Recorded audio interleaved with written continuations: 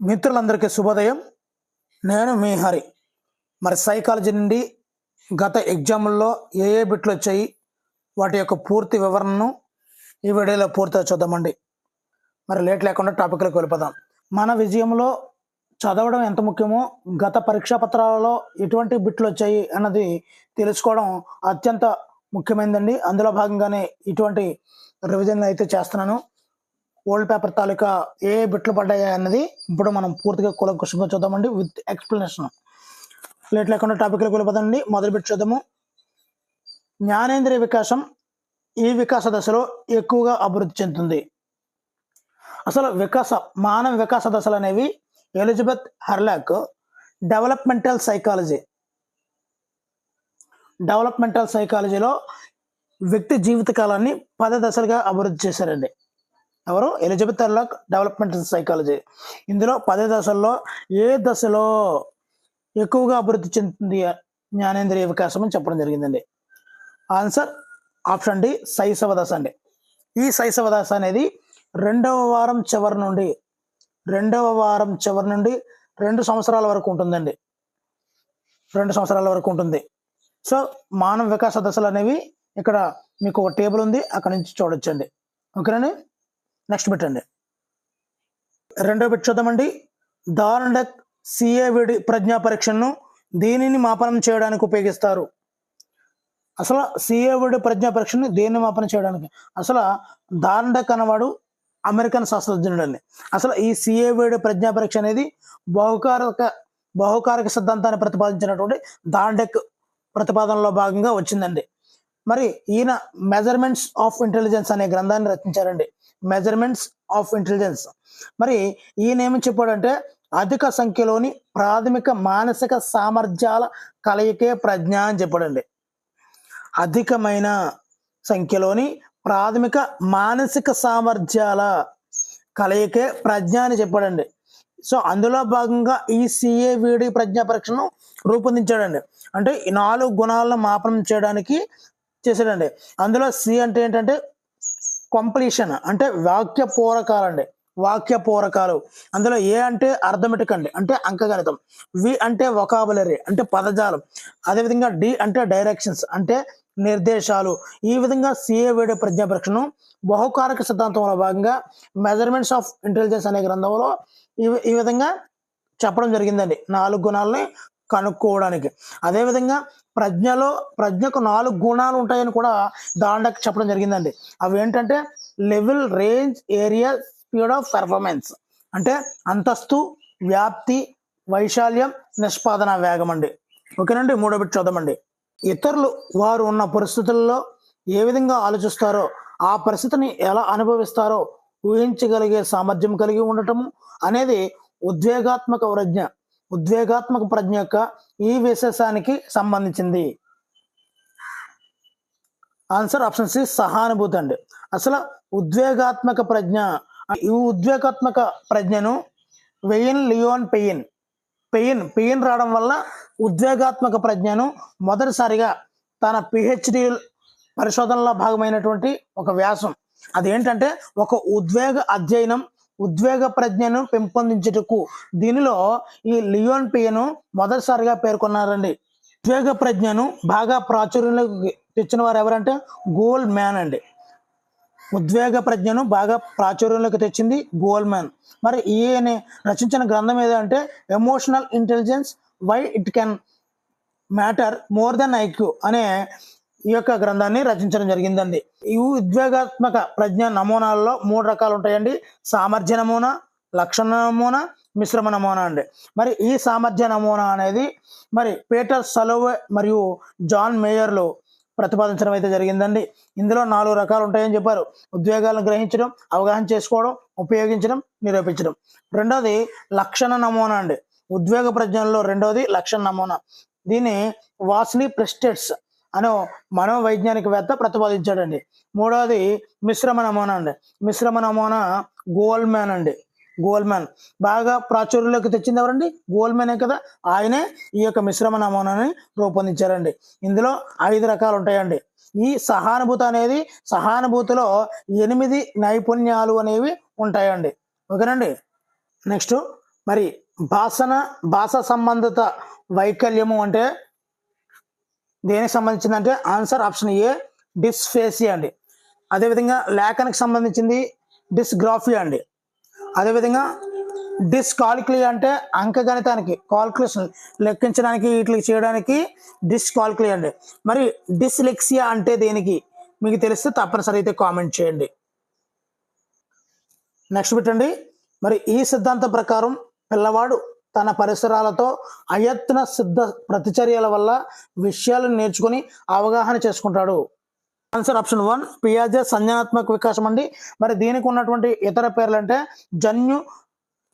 జన్యుపర జ్ఞానార్జన సిద్ధాంతం అంటారండి. అదేవిధంగా ప్రజ్ఞా వికాస సిద్ధాంతం అని కూడా అంటారు. మరి దీన్ని ప్రతిపాదించింది పియాజే అండి. మరి పియాజే స్విట్జర్లాండ్ దేశస్తుడండి. ప్రత్యక్ష అభివృద్ధి దీని మీద సిద్ధాంతాన్ని రూపొందించాడు. ఆ విధంగానే ఈ సిద్ధాంతానికి పేరు రావడం జరిగిందండి. అదేవిధంగా the language and thoughts of the child అనే గ్రంథాన్ని రచించారు. ఇంకా ఆయన రచించిన గ్రంథాలు చాలా ఉన్నాయండి.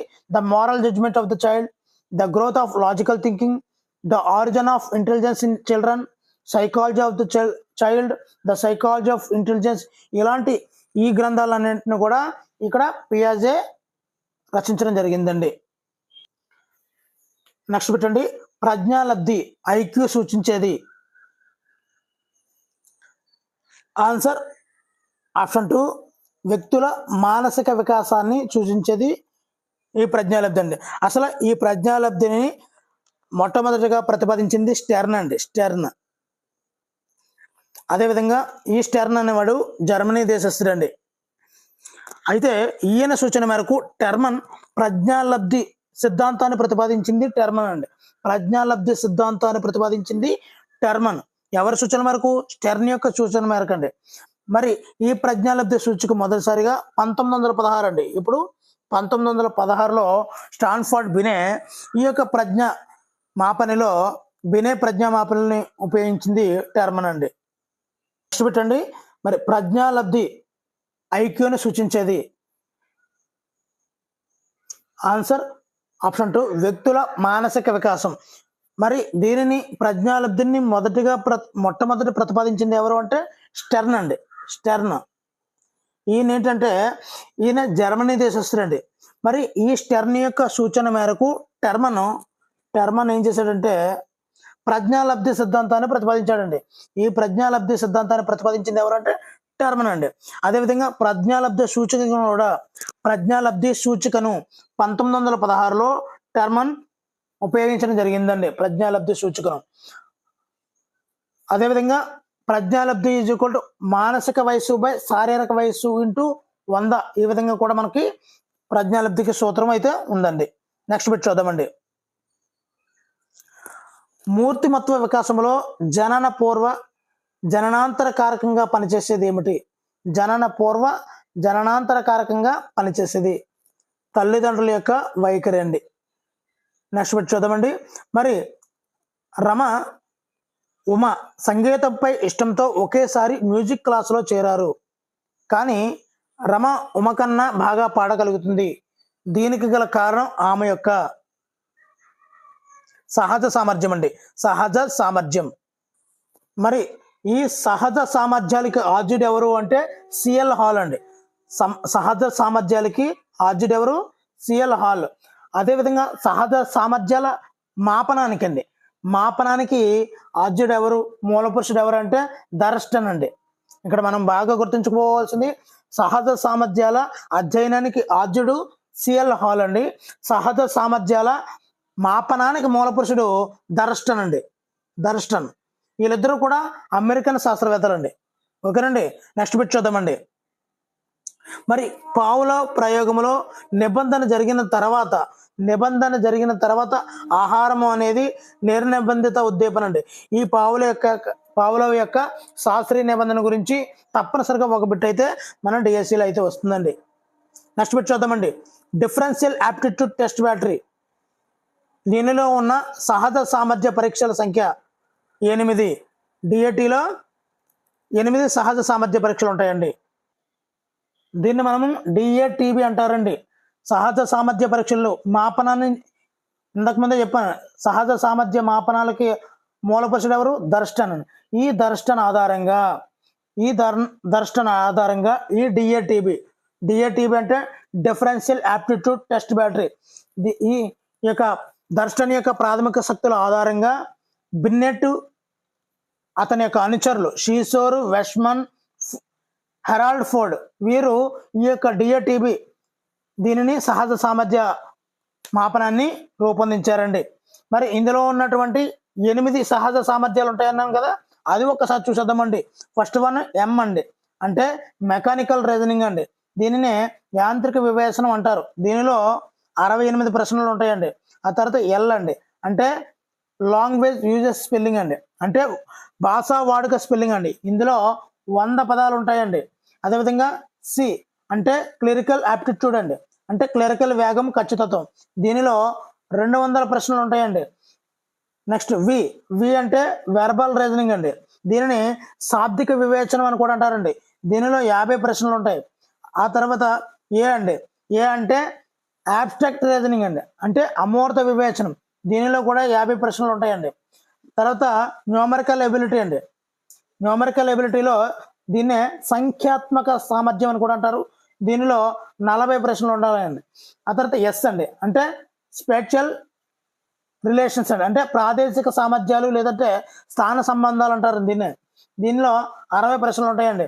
మరి 8వది ఎల్ లాంగ్వేజ్ యూజెస్ గ్రామర్ అండి, అంటే భాషా వాడుక వ్యాకరణం అంటారండి. దీనిలో 60 ప్రశ్నలు ఉంటాయండి. వీటన్నిటిని కూడా 8 భాషా సామర్థ్యాలు అనేవి, సహజ సామర్థ్యాలు అనేవి డిఏటిబి అంటే డిఫరెన్షియల్ యాప్టిట్యూడ్ టెస్ట్ బ్యాటరీలో ఉంటాయండి. దేని ఆధారంగా తయారు చేసుకున్నారండి ఈ డిఏటిబిని అంటే దర్శన్ యొక్క ప్రాథమిక శక్తుల ఆధారంగా తయారు చేసుకున్నారండి. ఓకేనండి, నెక్స్ట్ బిట్ చూద్దామండి. భాషా వికాసంలో మొట్టమొదటి దశ ఏది?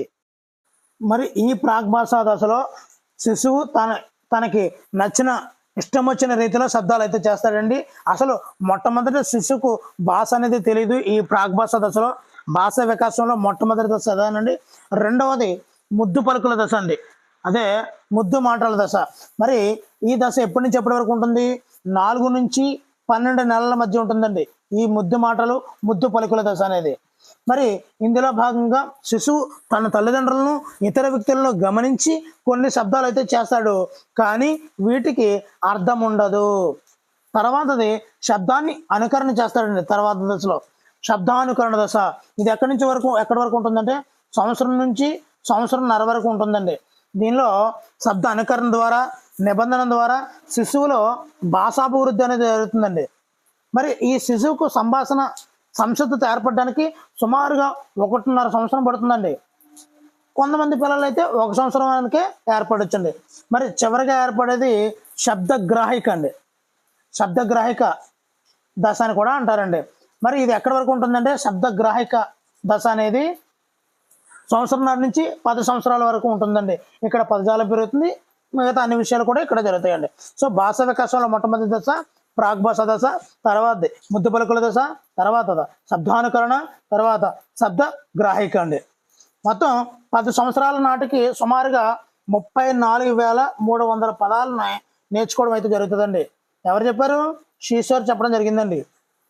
షీషోర్ దగ్గర కూర్చొని 34,300 పదాలు నేర్చుకుంటాడండి. ఇప్పటికీ 10 సంవత్సరాల లోపు అండి. ఓకేనండి, నెక్స్ట్ బిట్ చూద్దామండి. రక్షక తంత్రాలు అనే భావనను మొదటిగా ప్రవేశపెట్టింది ఎవరు? ఆన్సర్ సిగ్మండ్ ఫ్రాయిడ్ అండి. చూసేద్దామండి అతని గురించి కూడా. మరి ఈ సిగ్మండ్ ఫ్రాయిడ్ ఆస్ట్రియా దేశానికి చెందినవాడండి. ఈయన మరి ఇడ్, ఈగో, సూపర్ ఈగో వీటి గురించి చెప్పడం జరిగింది. అదేవిధంగా ఈయన రచించినటువంటి గ్రంథం ఇంటర్ప్రిటేషన్ ఆఫ్ డ్రీమ్స్ అండి, అంటే స్వప్నము లేదా కళల విశ్లేషణ అని కూడా అంటారండి. అదేవిధంగా ఈయన మనోలైంగిక దశల గురించి కూడా చెప్పడం జరిగిందండి. మౌఖిక దశ, ఆసన దశ, శిస్న దశ, గుప్త దశ, జననాంగ దశ వీటన్నిటి గురించి కూడా ఈయన చాలా ఎక్స్ప్లెనేషన్ అయితే ఇవ్వడం జరిగిందండి. మనందరికీ తెలుసు మౌఖిక దశ ద్వారా మరి తల్లిపాలను తాగుతూ ఆనందాన్ని పొందడం అయితే జరుగుతుంది. ఇదే మౌఖిక దశ అండి. మరి ఆసన దశలో మరి మలమూత్ర విసర్జనల ద్వారా తృప్తి పొందుతాడు. ఇది ఆసన దశ అండి. మరి శిస్న దశలో 2 రకాలు ఉంటాయి. ఇడిపస్, ఎలక్ట్రా కాంప్లెక్స్ గురించి మనందరికీ తెలుసండి. తర్వాత గుప్త దశ అండి. గుప్త దశ అనేది 6 నుండి 11 సంవత్సరాల వరకు ఉంటుందండి. మరి మగపిల్లల తండ్రితోనూ ఆడపిల్లల తల్లితోనూ తాదాత్మ్యతను పొందే దశ గుప్త దశ అండి. చివరిది జననాంగ దశ అండి. 11 నుంచి 12 సంవత్సరాల నుండి ప్రారంభమవుతుందండి జననాంగ దశ. ఆడపిల్లల మగపిల్లల పట్ల మగపిల్లలు ఆడపిల్లల పట్ల లైంగికతను ఆసక్తి పెంచుకోవడం జరుగుతుందండి. ఈ దశలోనే ప్రేమ, ఈర్ష్యలు ఈ యొక్క సంఘర్షణలు అయితే జరుగుతుంటాయండి. ఇవన్నీ కూడా మరి సిగ్మండ్ ఫ్రాయిడ్ అండి మరి రక్షక తంత్రాలని ప్రవేశపెట్టడం అయితే జరిగిందండి. నెక్స్ట్ సాంఘిక అభ్యసనంలోని అంశాలు వరుసగా చాలా చాలా ఇంపార్టెంట్ అండి. అన్ని కూడా విత్ ఎక్స్ప్లెనేషన్తో ఇవ్వడం జరుగుతుంది. తప్పనిసరిగా అయితే లైక్ చేయండి. ఆన్సర్ ఆప్షన్ 3 అవధానం, ధారణ, పునరుత్పాదనం, పునర్బలనం. అసలు ఈ సాంఘిక అభ్యాసనం అనబడికి మనకు గుర్తుకొచ్చే పేరు బండూరా అండి. మరి బండూరా కన్నా ముందు ఇది ఒక పరిశీలన సిద్ధాంతం అండి. ఈ పరిశీలన అభ్యసనానికి ఆద్యులు ఎవరు అంటే మిల్లర్ అండ్ డొల్లార్డ్ అండి. మిల్లర్ అండ్ డొల్లార్డ్ ఈ మిల్లర్ అండ్ డొల్లార్డ్లు ఈ యొక్క పరిశీలన అభ్యసనానికి ఆద్యులు కదా. వీళ్ళు రచించినటువంటి గ్రంథం ఏదైనా ఉందంటే సామాజిక అభ్యసనం అనుకరణ. సామాజిక అభ్యసనం, సోషల్ లెర్నింగ్ ఇమిటేషన్. సామాజిక అభ్యసనం అనుకరణ. మరి వీరి ఆలోచనలతో ప్రభావితమైనోడే మన బండూరా అండి. ఈయన కెనడా దేశస్తుడు అండి. మరి ఈయన ఏమి రచించాడు అంటే social learning and personality development. Social learning and personality development.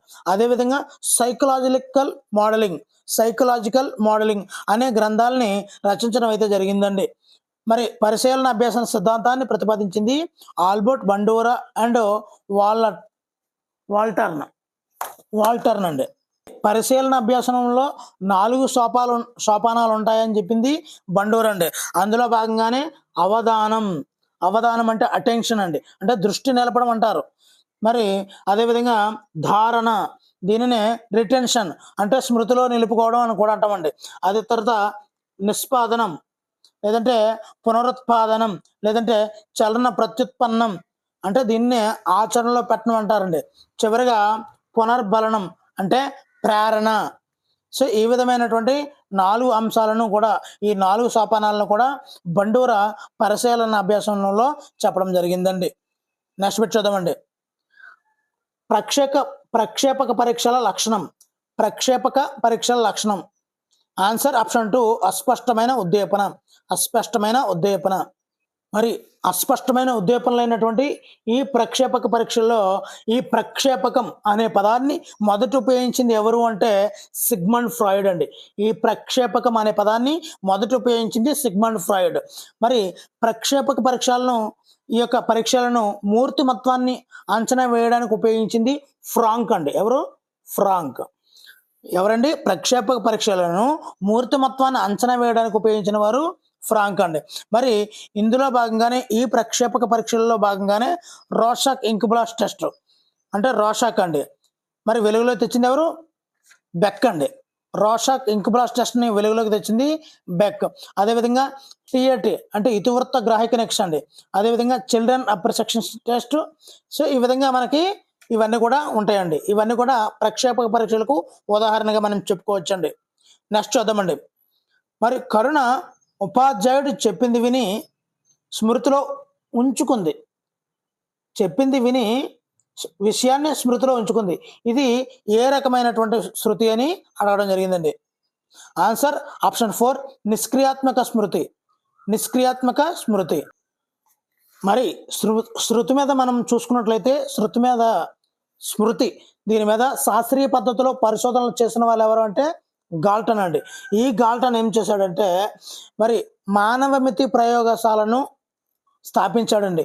దీనివల్ల ఆత్మావలోకన పద్ధతిని ఉపయోగించి and enquiry into human faculty and its development అనే గ్రంథాన్ని 1883లో enquiry into human faculty and its development అనే గ్రంథాన్ని 1883లో ఈ యొక్క గాల్టను ప్రచురించడం అయితే జరిగిందండి.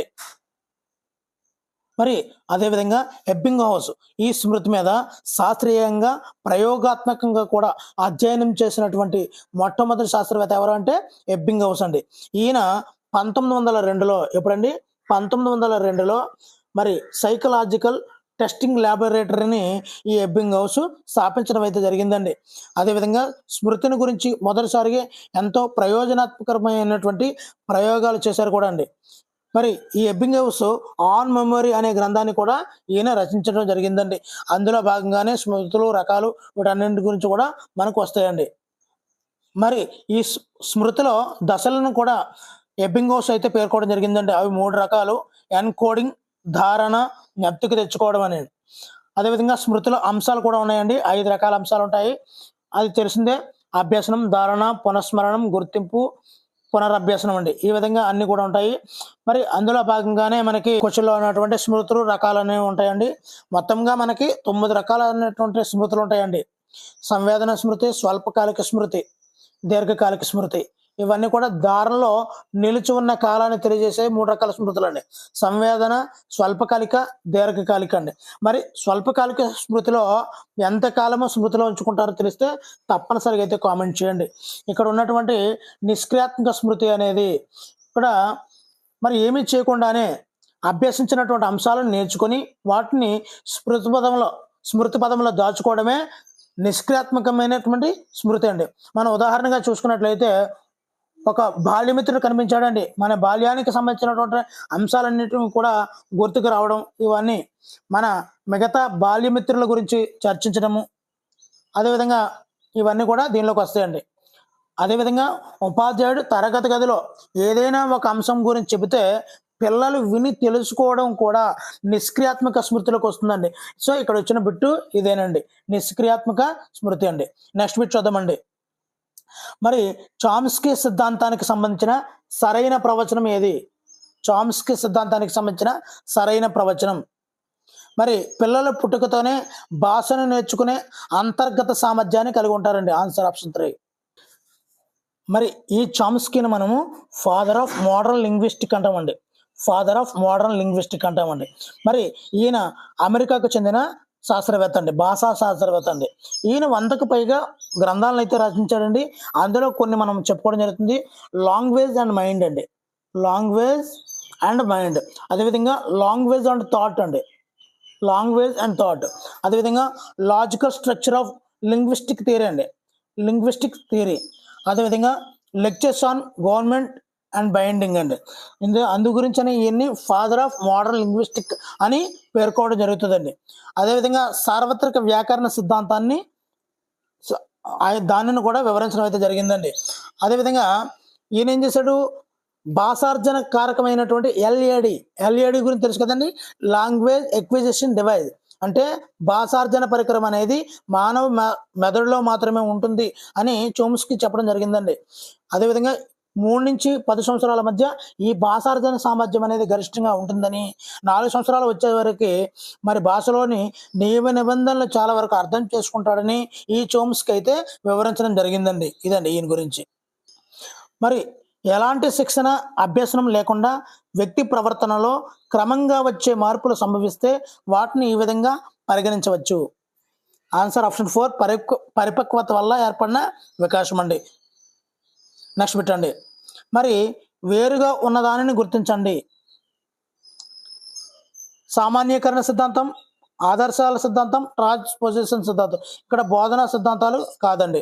మరి ఒక్కొక్కటి చూసేద్దామండి. ఇక్కడ సామాన్యీకరణ సిద్ధాంతాన్ని ప్రతిపాదించింది చార్లెస్ జడ్ అండి. మరి ఇందులో 2 అంశాల మధ్య సూత్రము లేదంటే నియమాన్ని అర్థం చేసుకోవడమే ముఖ్యంగా సామాన్యీకరణ సిద్ధాంతం చార్లెస్ జడ్ అండి. అదేవిధంగా ఆదర్శాల సిద్ధాంతం అండి. ఈ ఆదర్శాల సిద్ధాంతాన్ని డబ్ల్యూసి బాగ్లే రూపొందించడం అయితే జరిగిందండి. ఆదర్శాలు, విలువలు, వైఖరులు ఇవన్నీ కూడా బదలాయింపబడతాయని చెప్పడం జరిగిందండి. అదేవిధంగా ట్రాన్స్పోజిషన్ సిద్ధాంతం అండి. దీన్నే గెస్టాల్ట్ థియరీ అంటాము, సమగ్రాకృతి అని కూడా అంటామండి. దీన్ని ప్రతిపాదించిన వారు వర్ధమార్, కోఫ్కా, కోహ్లర్ అండి. ఇది కూడా 2 అంశాల మధ్య సంబంధాన్ని గ్రహించడమే ఇక్కడ గెస్టాల్ట్ యొక్క ముఖ్యమైనటువంటి ఉద్దేశం అండి. ఇక్కడ తర్వాత సమరూప మూలకాల సిద్ధాంతం ఉంటుందండి. ఈ 3 ఒకేలాంటివి. మరి ఇక్కడ బోధన సిద్ధాంతం అనేది ఉండదు. ఆ తర్వాత సమరూప మూలకాల సిద్ధాంతం ఉంటుందండి. దీన్ని ప్రతిపాదించింది థార్న్డైక్ అండి. ఇదండి మ్యాటర్. నెక్స్ట్ బిట్ చూద్దామండి. నెక్స్ట్ బిట్ అండి, రాసాక్ ఇంక్ బ్లాస్ట్ టెస్ట్ విశ్లేషణలో ప్రయోజనం గుర్తించినటువంటి ఆకృతి, రంగు, చలనం అనేవి దీనికి చెందినవి. Answer option 2 నిర్ణాయకాలండి. అసలు ఈ రాసాక్ ఇంక్ బ్లడ్ టెస్ట్ని పూర్తిగా ఒకసారి చూసేద్దామండి. మరి రాసాక్ ఇంక్ బ్లడ్ టెస్ట్ని ప్రతిపాదించింది మనకు తెలుసు రాసాక్. ఈయన స్విట్జర్లాండ్ దేశస్థుడండి. మరి ఈ రాసాక్ ఇంక్ బ్లడ్ టెస్ట్లో దీనిని వెలుగులోకి తెచ్చింది ఎవరు అంటే బెక్ అండి. బెక్. ఇది ఎవరికి చెందింది? ఈ రాసాక్ ఇంక్ బ్లడ్ టెస్ట్ అనేది వయోజనులకు ఉద్దేశించబడిందండి. వయోజనులు ఏ విధంగా గుర్తిస్తారంటే ఇందులో 10 దీర్ఘ చతురస్రాకారపు కార్డులు అయితే ఉంటాయండి. దీనిలో ఏముంటాయంటే అర్థం లేని శరామరకలు ఉంటాయండి. అంటే రాసాక్ ఇంక్ బ్లడ్ టెస్ట్ అంటేనే శరామరకలు కదా. మరి ఇందులో ఈ 10 5 బ్లాక్ అండ్ వైట్ అండి. 5 కార్డులు బ్లాక్ అండ్ వైట్ కార్డులు అండి. 2 బ్లాక్ అండ్ రెడ్ అండి. Black and white 5, black and red 2, 3 పంచవర్ణాల శరామరకల కార్డులు అయితే ఉంటాయండి. ఇది ఏ ఆకారంలో ఉంటాయని కూడా అడుగుతాడండి. దీర్ఘ చతురస్ర ఆకారంలో ఉంటాయండి. ఇది ఒక ప్రత్యక్ష పద్ధతి అండి. ఇది ప్రక్షేప పరీక్షల్లో ఒక రకం అండి. మరి ఇందులోని ముఖ్యంగా 4 అంశాలు ఉంటాయండి. మొదటి దానికి వచ్చేస్తే మొదటి దాన్ని స్థానం అంటారండి. స్థానము అంటే మొత్తము, పెద్ద భాగమా, చిన్న భాగమా, ఖాళీ ప్లేసా, ఇవన్నిటిని కూడా తెలియజేసేది స్థానము లేదా ప్రదేశము. ప్రదేశము ప్రదేశం అంటే మనకు తెలుసు మొత్తము, పెద్ద భాగం, చిన్న భాగం, ఖాళీ ప్లేసు, ఇదంతా కూడా మొదటి స్థానంలోకి వస్తుందండి. మొదటి దానిలోకి ఇదంతా కూడా మూర్తిమత్వాన్ని అంచనా వేయడానికి అండి. మరి రెండవది విషయం అండి. విషయంలో మానవ రూపమా, జంతువు రూపమా, మానవ భాగమా, జంతు భాగమా, ప్రకృతి యొక్క ఆకారాల అంటే కొండలు, మేఘాలు అలాంటివా, ప్రాణరహిత వస్తువుల, దీపము, బల్ల ఇలాంటివా. సో ఇవన్నిటిని కూడా తెలియజేసేది సెకండ్ వన్ విషయం అండి. మరి తర్వాత మూడోది మన బిట్లో ఉన్నదండి నిర్ణాయకాలండి. అంటే ఏమి నిర్ణయిస్తారంటే రంగుని, ఆకారాన్ని, మరి తేలికపాటి రంగు, నీడని, కదలికని, ఇవన్నిటిని కూడా గుర్తించేది ఈ నిర్ణాయకాలండి. మరి చివరిగా మౌలికాలండి. ఇందులో సొంత అభిప్రాయాలు, సామాన్యంగా చెప్పే అభిప్రాయాలు, ఇవన్నీ కూడా 4వదైనటువంటి మౌలికాల్లోకి వస్తాయండి. ఇదండి దీని యొక్క పూర్తి రాసాక్ ఇంక్ బ్లడ్ టెస్ట్ యొక్క పూర్తి వివరణ అండి. నెక్స్ట్ బిట్ చూద్దామండి. మరి పావని ఒక పద్యాన్ని మొదటి 8 ప్రయత్నాల్లో నేర్చుకుంది. కొంతకాలం తర్వాత ఆ పద్యాన్ని 20 ప్రయత్నాల్లో తిరిగి నేర్చుకుంది. ఆమె యొక్క పొదుపు గణన ఎంత? ఆన్సర్ ఆప్షన్ 1 70% అండి. మరి దీని యొక్క పొదుపు గణనకి సూత్రం తెలిస్తే తప్పనిసరిగా అయితే కామెంట్ చేయండి. మరి వీడియో నచ్చితే తప్పనిసరిగా లైక్ చేయండి. ఇలాంటి మరిన్ని వీడియోల కోసం ఛానల్ అయితే సబ్స్క్రైబ్ చేసుకోండి. Thank you for watching. Me Hari signing out.